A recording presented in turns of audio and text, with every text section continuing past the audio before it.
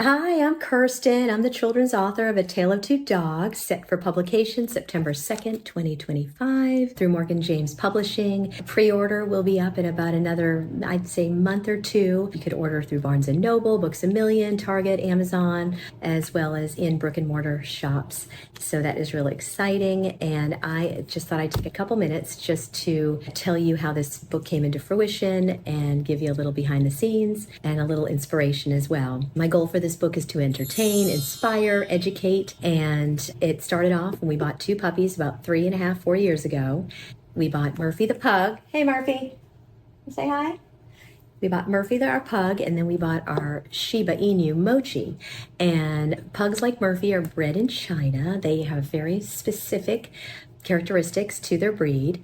And what I noticed is that Murphy started taking on Shiba characteristics. He was digging, he was hunting, he was jumping through our palm trees and hunting frogs and lizards, which was very unusual because prior we had two pugs. They passed away during COVID, so we were very pug-centric people. And I noticed that Murphy was not the typical pug. Then I was observing Mochi, our Shiba, and we were told that Shibas, they're bred in Japan, different breeds, very, very unique, but they can tend to be independent and aloof. And I was noticing that she was taking on pug characteristics as far as being, cozy and cuddly, sitting on our lap, up for a good massage. She was just very, very sweet and present. And so I started thinking that their differences were making them stronger. And that is the heart of the book. It's just inspired me to write this book, and we are stronger and better together.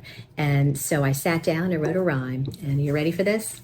I pulled out a college ruled notebook. Now, that's all I knew to do.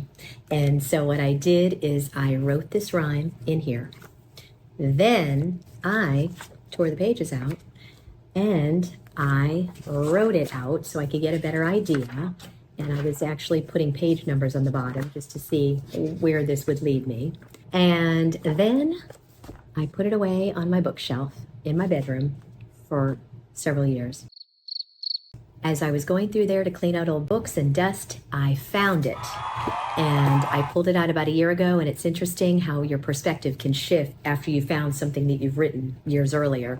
And I pulled out this author's note, and it says, "We are all special and unique, but we also have more in common than we think. Let's celebrate our differences and our likenesses, spread kindness like confetti, and be good to yourself and to others." So it brought me a joy reading this, and I thought, I shared it with my husband and two young adult children, and they said, "You know what, Mom, you should try to submit this to a publishing company." And okay, that's what I did. My next step was to put it on a PDF. So I got this in the computer, and then I did what only an 80s lady would know to do: go to an art supply shop and start playing with colored pencils. And then I got my glue stick out and tape, and I started cutting things out that I saw that were giving me some inspiration. I love doing this kind of thing. I remember doing this back in college at University of Florida for some of my journalism and my communication classes when we'd make magazines this way.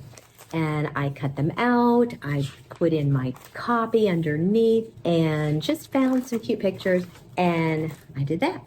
Then I went to a print shop and I put everything from that sketchbook that I just showed you back into this spiral notebook.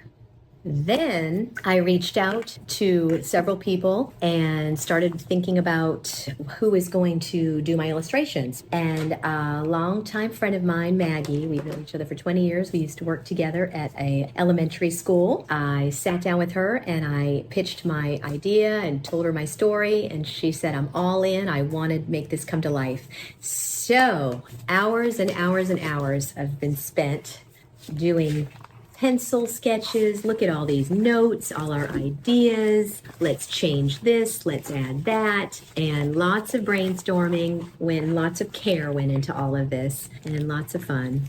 So that was our next step. And then we just got final illustrations done, our watercolor. This is our front cover. And just to show you a few other sketches, Mochi and Murphy on their adventures. Aren't these beautiful? They're all watercolor, and I chose confetti type colors, bright and cheery and happy, and just a few others. So that is what I wanted to show you. We're also going to have a QR code in the back of the book so you can scan it and you can meet the real Mochi and Murphy from Orlando, Florida. So thank you so much. The inspiration of the book is spreading kindness like confetti, the fruit of the spirit, and how our differences make us stronger.